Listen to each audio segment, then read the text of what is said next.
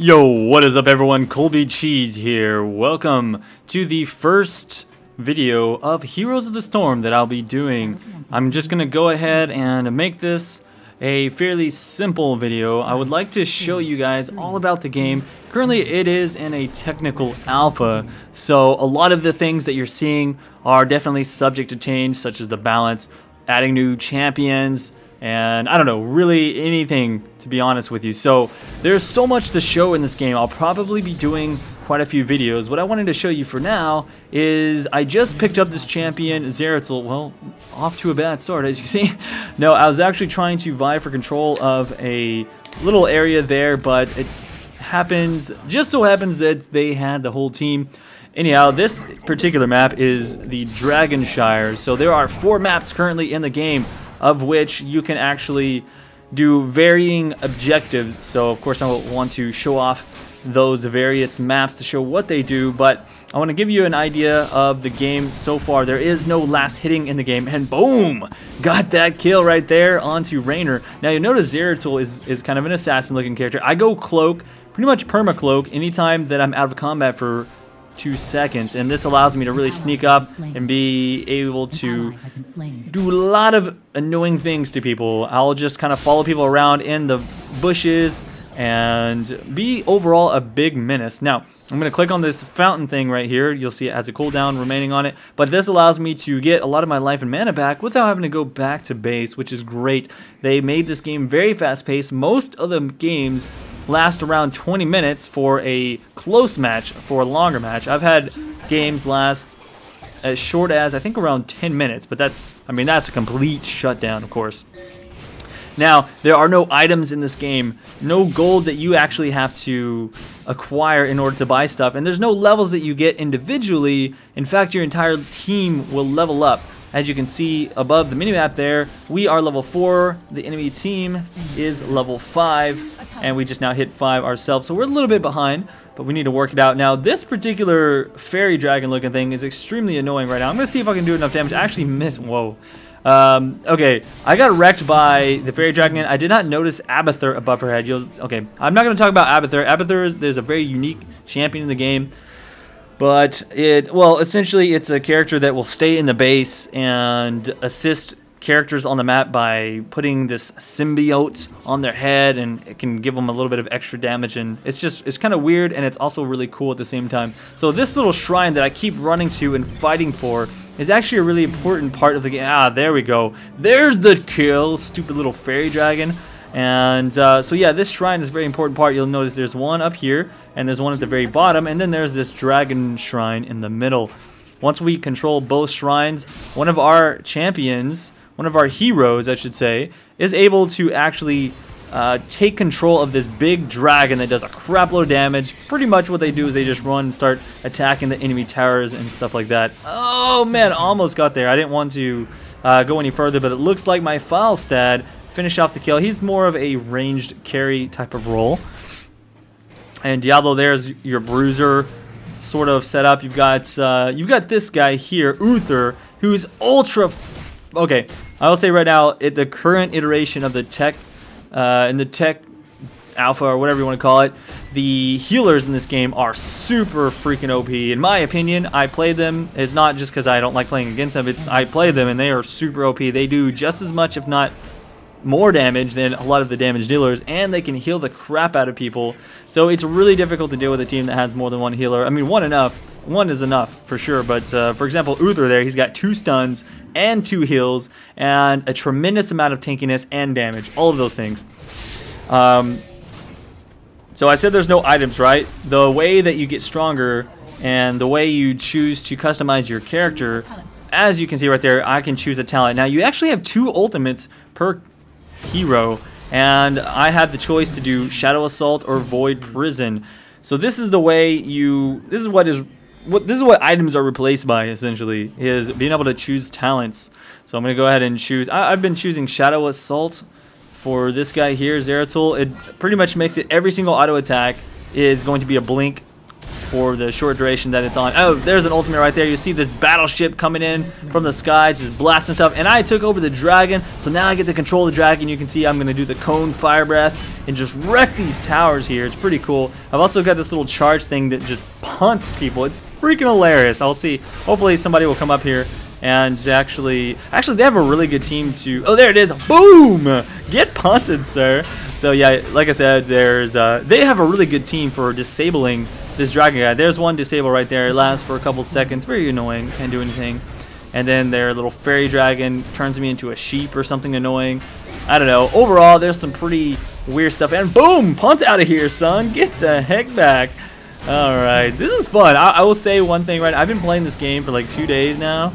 And this game is badass. Like, you know, it may not overtake Dota 2 and League of Legends and in the whole pro scene and stuff like that, but I will be honest with you guys, this shit is awesome. For one thing, the one thing that I kind of have started to get bored of whenever I play League and games like that is the really long laning phase.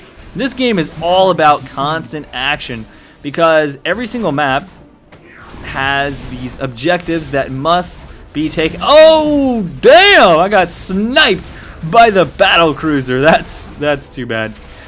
Anyhow, every single game has these objectives that are extremely important. You pretty much cannot win a game without these objectives. Not because it's hard to push those towers down.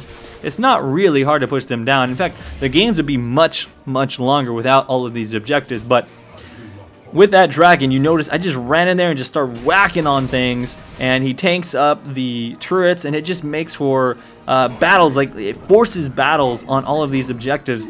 Not only are those important, I don't think during this particular game footage, I don't think I do too much in the way of mercenaries. Eventually, I think I'll go do some mercenaries, but there are these mercenary camps which you can fight, and it's essentially this game's form of jungle. But those are extremely important because whenever you kill a mercenary, oh my god, I took a lot of damage there, but I think I did a little bit of assassination myself. I don't know why I went back in there. What are you doing? Stupid. Okay, that was dumb. Anyways, sometimes I get a little bit ballsy on Zeratul because he is a beast. Alright, so these mercenaries, you kill the camp, and the camp will pretty much turn to your side, and it'll walk into the enemy's lane and start attacking the enemy turrets. It's pretty freaking cool. You can get some really difficult camps that require a little bit of assistance from your teammates. Some of them can be soloed. They're not the easiest. You lose a lot of health, so you're pretty much going to have to choose, okay, if I solo this, I'm not really going to be able to join the next team fight. So the best thing to do is have at least one ally come with you and take those jungle camps out. Or I should say mercenaries. Let's use the right terminology, I guess. Alright, so I can go ahead and kill these guys, and then I'll jump over the wall.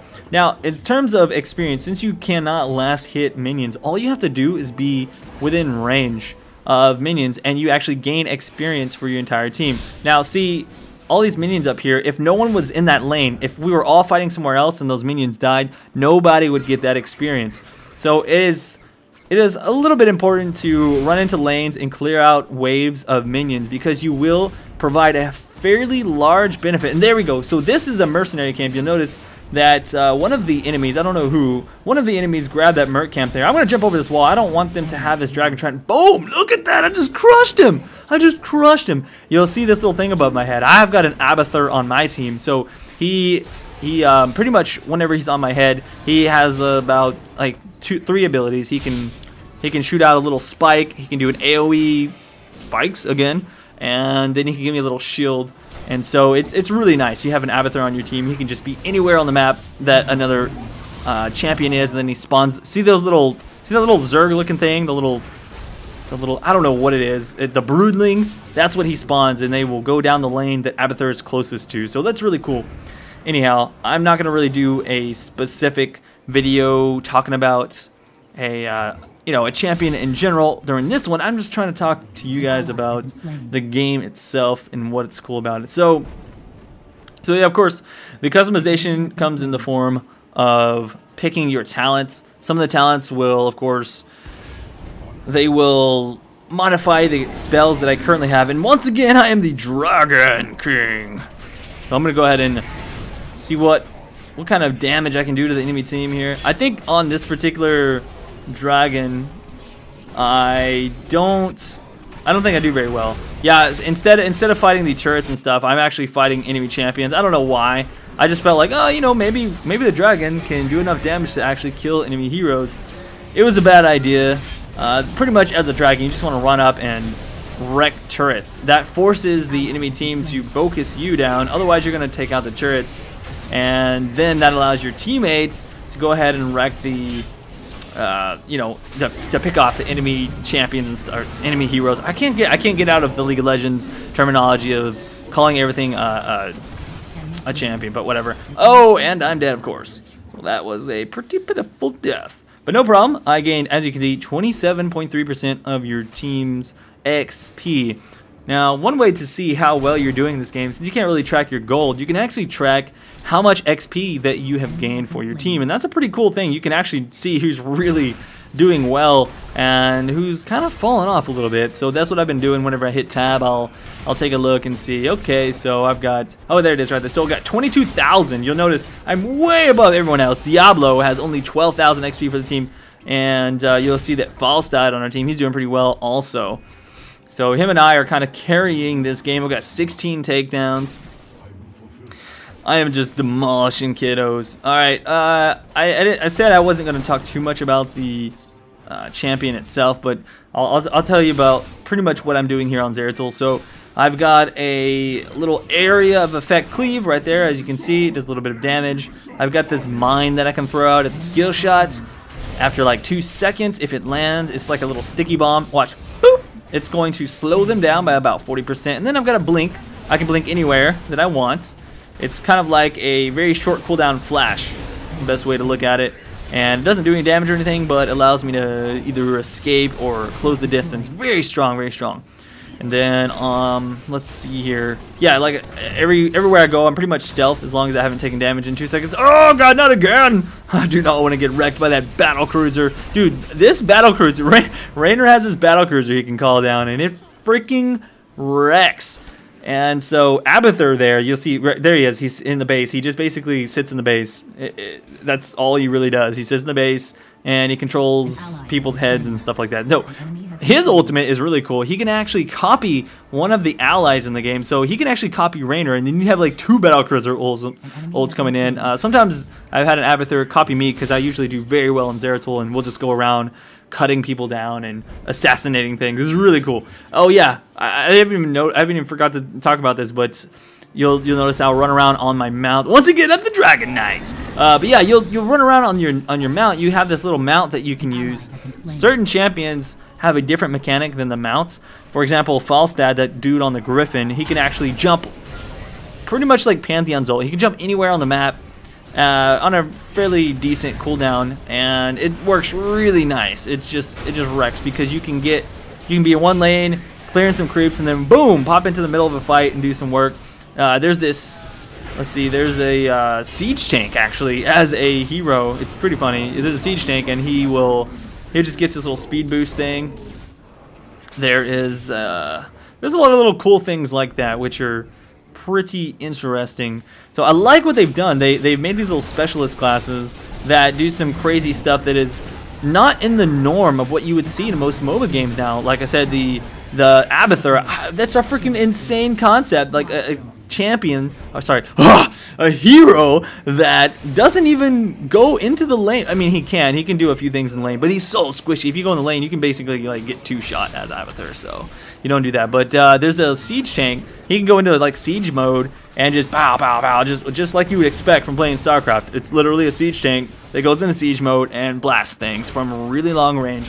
Of course, you get an assassin character like me, and I'm going to run up there and do tons of damage to the guy. But as you'll see, we destroyed their base here, and we are now at the final area. We're going to finish it off, and boom! GG, son. If you want to see more videos of Heroes of the Storm, I can do individual videos of the champions. I could talk more about the strategy of the game and the passives and all kinds of other stuff in the future. Just let me know in the comments below and vote with your views.